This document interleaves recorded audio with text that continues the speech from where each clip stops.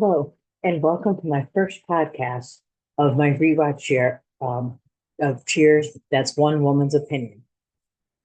Today we'll be looking at season one, episode one, Give Me a Ring Sometime, which first aired September 30th, 1982. And I'm doing this podcast because Cheers is my all-time favorite TV show. And I'll begin the first episode of every season with the main cast. So season one's main cast: Ted Danson as Sam Malone, Shelley Long as Diane Chambers, Nicholas Colasanto as Ernie Coach Pantusa, Rhea Perlman as Carla Tortelli, and George Wendt as Norm Peterson. This episode was directed by James Burrows and written by Glenn and Les Charles. And the Charles brothers and James Burrows, of course, also created the show. The guest cast for this episode: John P. Navin as Boy. Navin was also in the 1982 Tom Cruise movie Losing It, which also Shelley Long was in. Michael McGuire as Sumner Sloan. McGuire was in an episode of Taxi that was also directed by James Burrows. Eric Holland as a Swedish customer, Ron Fraser as Ron, and John Ratzenberger as Cliff Clavin. Sam comes into the bar from the back room. Now, an interesting thing about this is that in the first episode here, he comes from the back room into the bar. In the very last episode, he is in the bar and goes to the back room at the very end. Boy enters and orders a beer, and John P. Navin and Boy is actually the very first person to say a line in Cheers. Sam asks him for ID. The fake ID that Boy gives him says he was born in 1944 and is a military ID. Sam says that he must have been in Vietnam, but knows it's obviously a fake ID and will not serve him alcohol. The theme song, Where Everybody Knows Your Name, plays. The theme song was written by Judy Hart Angelo and Gary Portnoy. Portnoy also performed the song. And these two also did two other shows from the 80s that I really like. They wrote the music for the theme song for Punky Brewster, and Gary Portnoy also performed that song. And they wrote the theme song for Mr. Belvedere, which was then performed by Leon Redbone. If you hear shaking, my dog is in the background.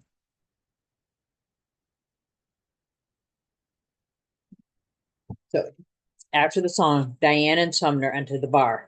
They are engaged, and Sumner wants to give Diane a ring that happens to be on the finger of his ex-wife. Sumner goes to the payphone to call to see if his ex-wife Barbara's home. Diane sits at a table. The bar phone rings. No one's in the bar, so she answers the phone. I always found it a little strange that she would answer the phone when she's a customer. Usually when you're a customer, I don't know any time that a customer would answer a phone, unless there's some kind of weird emergency. Sam comes out of his office and Diane asks if he's Sam. Sam nods with his mouth full of food. Diane tells him it's someone named Vicky. Sam does not want to talk to Vicky and tries to get Diane to cover.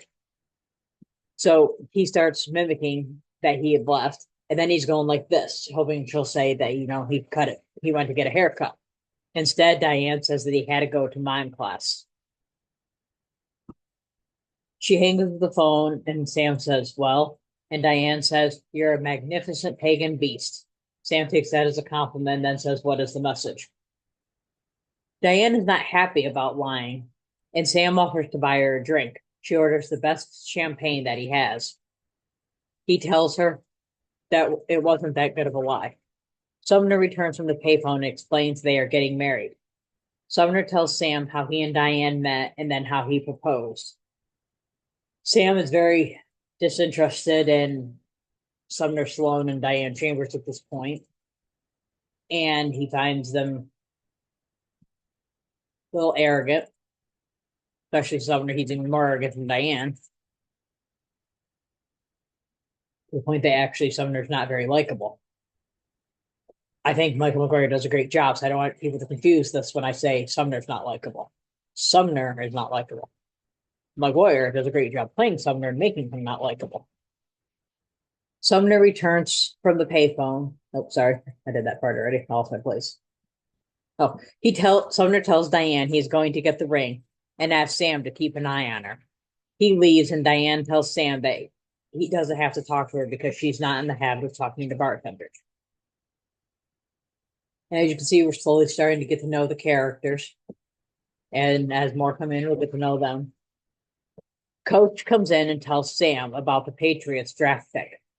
He asks about Diane, but Diane does not want her business being told to everyone. She tells Sam she doesn't care what he says. So Sam tells Coach she's a hooker. Carla comes in late for work. She is ranting about why she is late for work, threatening to quit if Sam says anything. She goes in the ladies' room and puts on her apron and returns, and now she's a bit more cheerful as she says hi to Coach. Coach asks her about the linebackers, I think that's what they're called, for the Patriots. And he thinks it's good that they got one. Then she says they have way too many linebackers, and he's like, "Oh yeah, I guess they do." And every time he talks to somebody, he gets a different opinion. So Coach is getting a headache now. He'll be getting a headache. And now, of course, now like can we see about characters, we're learning this is a sports bar because they're all talking about sports except for Diane, who is the outsider. Norm comes in and goes to his place at the end of the bar. And I'm sure if you watch the show, you already know the place at the end of the bar. When you come in the bar, you go all the way across to the end of the bar, and right at the end is Norm's spot. And he actually says in a later episode that he's been there since the Ford administration. Norm tells Sam that the Red Sox lost again. Norm tells Diane that Sam was once a pitcher. And we learned Sam's nickname as a pitcher for the Red Sox was Samuel Mayday Malone. And we'll learn in another episode that he was number 16. Coach tells her that he used to coach Sam. Diane is not interested, but asks why he quit playing. Sam explains he's an alcoholic. Diane asks why he owns a bar, and Sam explains, I bought it when I was a drunk and held on to it for sentimental reasons. Diane asks Coach where his bathroom is. Coach, who's a little naive, good way to put it, a little naive, he says that his bathroom is next to his bedroom, not realizing that she means his restroom in the bar that he works at, not his restroom at his house. So Diane goes to the ladies' room. Carla asks about her, and the others wonder as well. So Coach tells them that Diane is a hooker. Sam clarifies she's not a hooker, and she's about to get married. Coach mentions again about having a headache because he was told she was a hooker, and now she's not a hooker. People keep changing things on.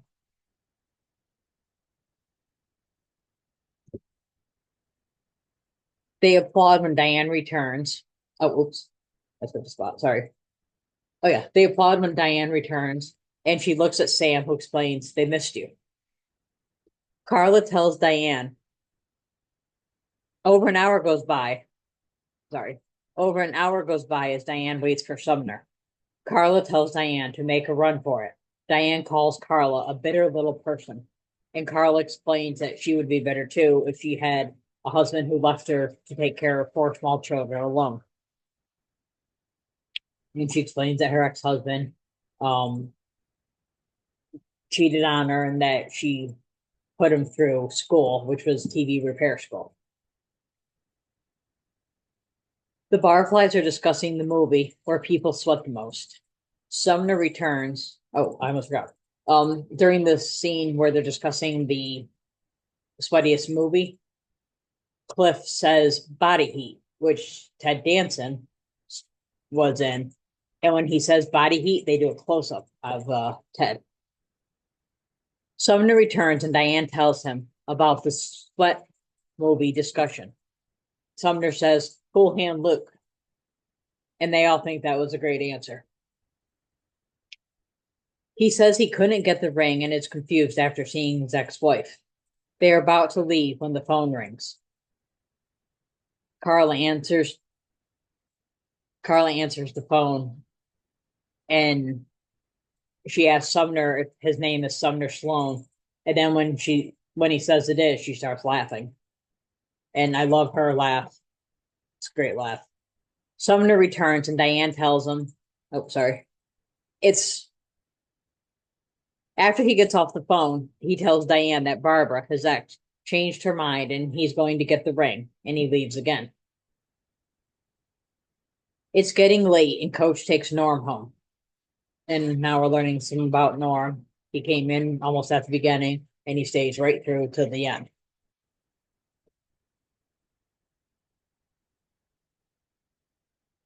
Diane tells Sam about Sumner and how they met, which is funny because right before this, she explains that she feels bad for those people that have nobody to talk to and have to talk to a bartender about their problems. And then she starts in about her problems with Sumner. Sam describes Sumner as goofy. Diane takes offense and tells him how wonderful Sumner is. Sam tells her that tomorrow Sumner will be in Barbados rubbing suntan lotion all over his ex-wife. Diane gets up to leave, and then she remembers she has to call and change the plane reservations. But, as expected, when she does call, Sumner and Barbara have already left. She asks Sam how he knew, and Sam tells her bartender's intuition. She asks Sam what she's going to do, and he offers her a job at the bar. Diane laughs long and hard at this.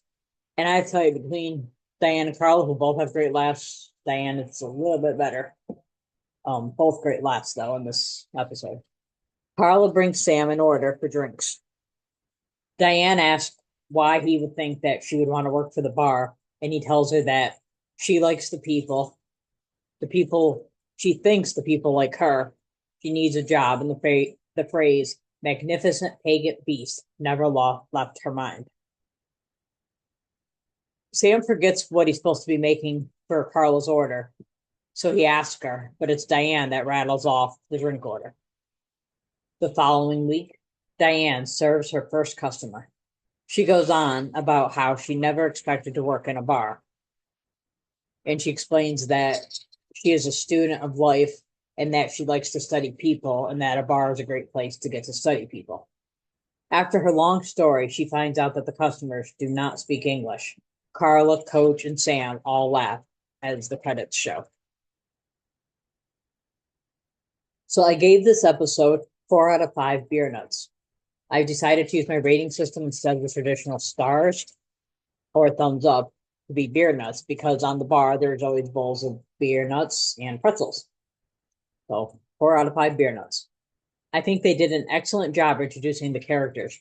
Interesting, when this show first aired, the pilot aired here, it was 75 out of a possible 75 TV shows. But I think they did a great job introducing the characters. The focus this week was on Diane Chambers, and I think that made us feel like we were part of the bar because obviously all the bar regulars already knew each other. But Diane, being an outsider coming in, no one knew her. So they have to get to know her. She has to get to know them. So we're learning bits and pieces about them, and we learn the most about her in this episode and her background story. The MVP of this episode, in fact, is Shelley Long.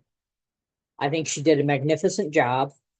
I started watching this show when I was 9 years old. So it was in 1989 at that point, and Kirstie Alley was already in the cast. Shelley Long had been gone for a few seasons, in fact. And I actually started watching this show because in 1989, Lucas Talking came out, and I saw that movie, and I loved Kirstie Alley in it. So then I saw my parents used to watch Cheers, and they had it on one day, one of the reruns during the daytime, and I saw it, and I was like, "That's her, that's her," and I was all excited. And then I just started watching the show, and it became my favorite show. And then I also developed a crush on Ted Danson. Um, but at that point, I didn't like Shelley Long as much as Diane because I felt like I could only like Rebecca or Diane. But now I like them both actually quite a bit, and I don't realize how good Shelley Long really was. I mean, she is amazing. Her comic timing is fantabulous. I know that's not a word. I make them up as I need them. So now the best line and the best runner-up line. Best line between Coach and Sam. The phone rings. Coach picks up. Is there an Ernie Pantuso here? Sam says, "That's you, Coach. Speaking." The runner-up line is at the very beginning of the show when Sam sees the fake military ID that Boy gave him and says that he must have fought in Vietnam. Sam says, "What was that like?" Boy says, "It was gross." Sam says, "Yeah, that's what they say. War is gross." And here's a little known fact. John Ratzenberger created his character. He tried out for the part of Norm Peterson, but he knew he wasn't going to get it. And so he suggested a Barn know-it-all. And the recent podcast that where everybody knows your name with Ted Danson and Woody Harrelson, sometimes they were interviewing John Ratzenberger and he was talking about this and he said he did it to save face. Good episode. I recommend you check that out. Actually, the whole podcast is really good. So I highly recommend that. But in a interview that he did, I don't know who it was with, but it's back in the 90s when talk shows were on TV.